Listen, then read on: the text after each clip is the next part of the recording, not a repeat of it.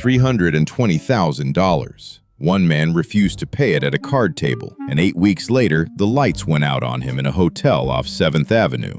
This clipping waited 90 years in my drawer. Tonight, it's the front page, reader, but the front page can hold a minute. First, how a man who never fired a shot bought outcomes. Watch. 1919, New York. Broadway at midnight, the whole town on the make. Arnold Rothstein, 37. The papers called him the Brain. He didn't drink, he didn't smoke, he didn't carry a gun. He carried a roll of cash the size of your fist. His office was a patch of sidewalk outside a delicatessen. On that sidewalk, everything had a price. And here's what gets me. His father was Abraham Rothstein, a garment merchant so straight that half of New York called him Abe the Just. Rabbis brought him their quarrels to settle. In that honest house sat a boy doing sums faster than anyone could check. The father read scripture. The son read the odds. They stopped speaking for years. 1909, a pool room on Broadway. Rothstein sits down against a hustler and they play for money all night. Then all the next day, around 40 hours before the other fellow's hands quit, and Rothstein walked out about $4,000 richer. He never played to win. He played until the other man broke. He'd run that trick for 20 years. He was the bank. Half the crooks in this city borrowed from him, and he never wrote a number down. Every debt sat in his head. A memory like that could have run a real bank. It ran this instead. He dealt in one thing, a marker, a scrap of paper, a man's word behind it. Freeze the frame. Remember that marker, reader. October 1919, the World Series, and you already know this part, everybody does. Rothstein sold America's game. The Chicago White Sox were the best team in baseball, heavy favorites, and they laid down for money. That's the story your grandfather told you. Hold on to it, reader. We're about to take it apart. Why would champions sell? Look at the pay. Their owner, Charles Comiskey, paid champions clerk's wages. A ballplayer's season came to maybe $6,000.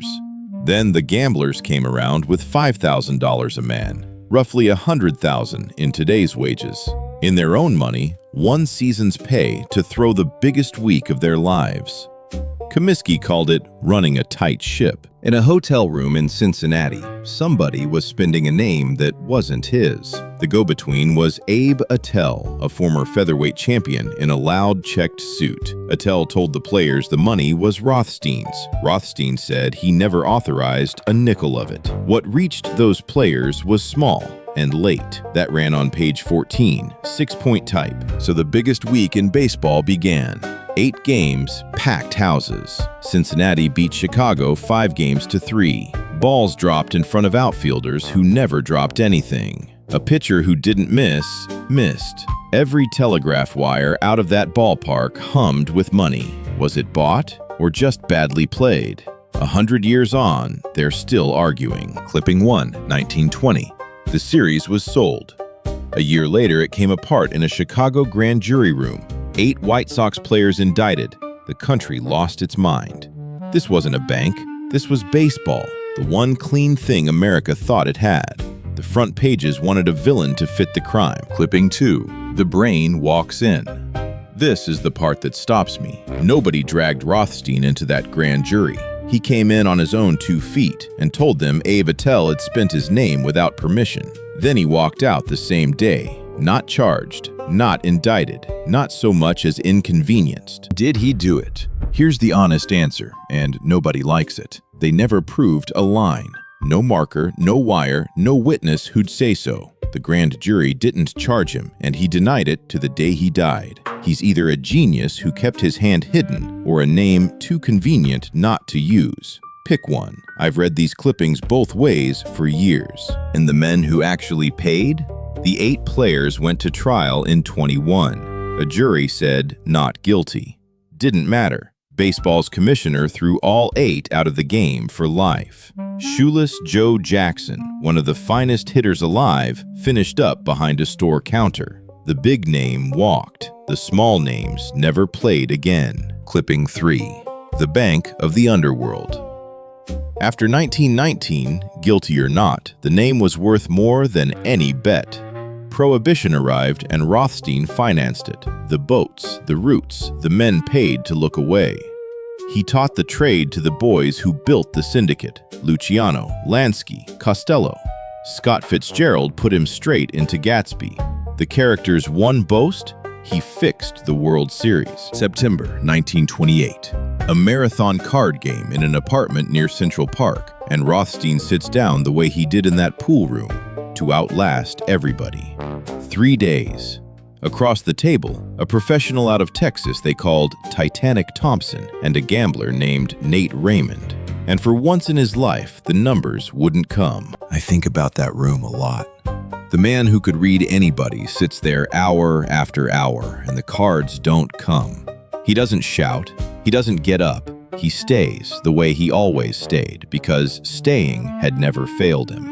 Across the felt, the pile of paper keeps growing, all with his name on it. By the end, he was down $320,000. And then Arnold Rothstein did the one thing he had never done in 30 years. He said the game was crooked, and he didn't pay. 9 weeks went by. The marker sat there unpaid with his name on it. Understand what that meant. In his world, a marker wasn't money. It was your name written down. 30 years he'd paid his own and collected everybody else's. Now the man who wrote the rule had broken it in front of the whole street. The papers gave it 2 inches, page 14, 6-point type. Nobody reads page 14. That street did. The city's on the wire, reader. November 4th, 1928. A Sunday night. The Park Central Hotel, 7th Avenue at 56th. Rothstein is at his usual table when the telephone rings. He takes the call. He says he'll be right back. He leaves his overcoat on the chair. He goes up to room 349. Nobody breathes. It's over fast, and I'll spare you the rest. A service stairwell. A door swinging on its hinge. In the lobby, the clerk looks up. The room has gone quiet. The front page holds no longer. And you remember that marker, the scrap of paper he wouldn't pay. That is what came up those stairs for him. And here's who he was. He didn't die there. He held on the better part of 2 days, and the police stood over that bed with one question. Who? He knew. He'd known everybody in this town for 30 years. By most accounts, he looked up and told them his mother did it. He went out without giving them a name. They arrested the man whose room it was, George McManus, who'd hosted the game. He went to trial. The judge threw it out for want of evidence. McManus walked out free. And that's where it stops. Nobody was ever convicted. He could buy any outcome in America, not his own. Today's rate, the last one. The debt he wouldn't pay, $320,000. Roughly $6 million in today's wages. Now put it in the money we started with. A champion season ran $6,000. That debt came to about 53 seasons of the best ball player alive.